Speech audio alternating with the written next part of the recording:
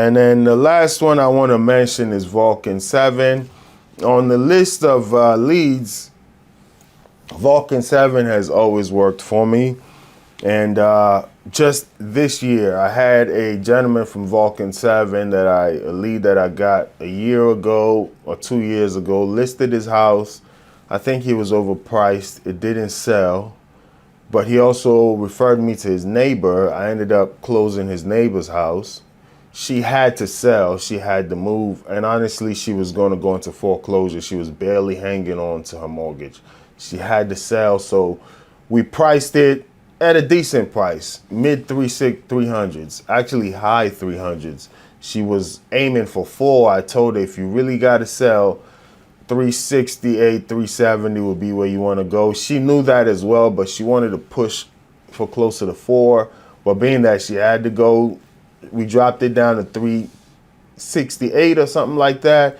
And the week we did, we got 2 offers. And she said it herself. I knew if I get to 360, I'll sell. You know, so I did that deal for her, and that was a Vulcan 7 lead that referred me to his neighbor. His neighbor sold, and he didn't sell, but he saw the deal and the work I did for both of them, and we actually got him under contract.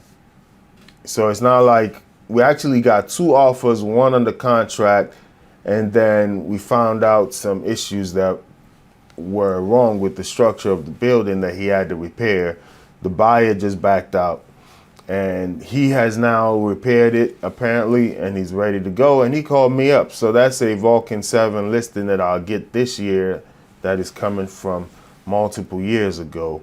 And once again, even though we didn't sell, I just didn't throw it in the trash can. I sent him things over the holidays, text messages, periodically call. Now he's in my contact. You use your phone, as I mentioned in the beginning. I call him, I check on him, and he said he'll let me know over the weekend if he's going to list. And he called me up, so that's one of my things to do early today on a Monday, is to follow up with him to see if he's going to list. So my first listing came from Vulcan 7. Annapolis, Maryland.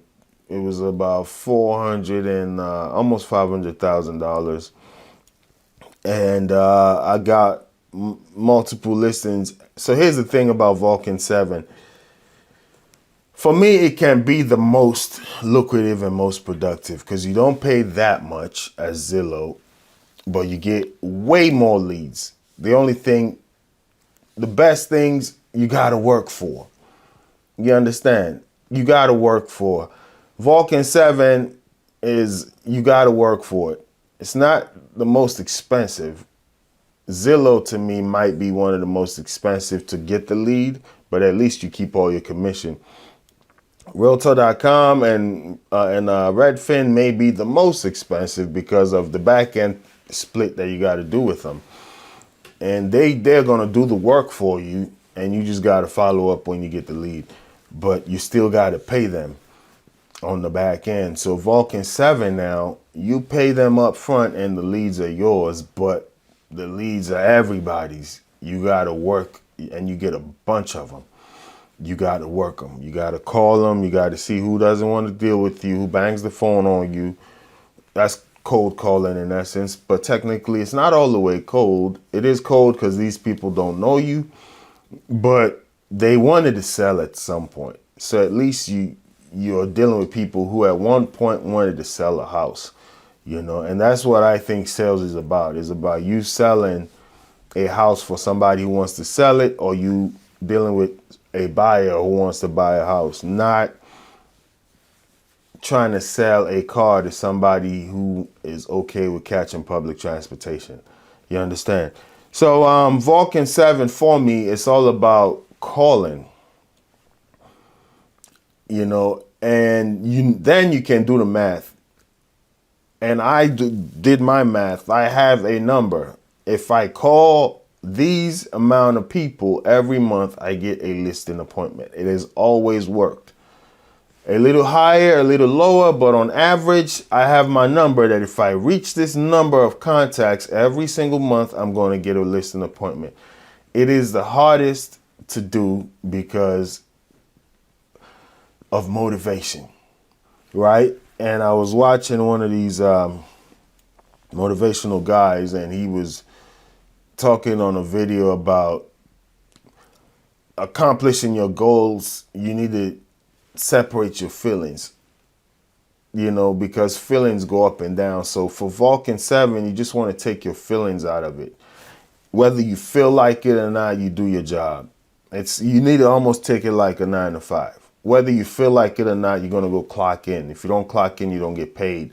So once you have that mentality, like, this is a job, I'm just going to do it, then it works out.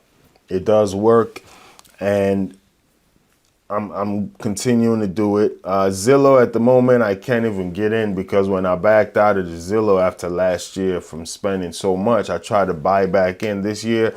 They're all sold out once the market started picking up. So that's why I actually did some Realtor.com, but I'm actually leaning towards Vulcan 7 harder because for me, it's just easier to track. It's like I got a number of calls that I make and I get a number of deals. Your ultimate hub for real estate insights, breaking news, entrepreneurial wisdom, investing strategies, and self-development hacks. If you're ready to expand your mind and stay ahead of the game floor, you're in the right place.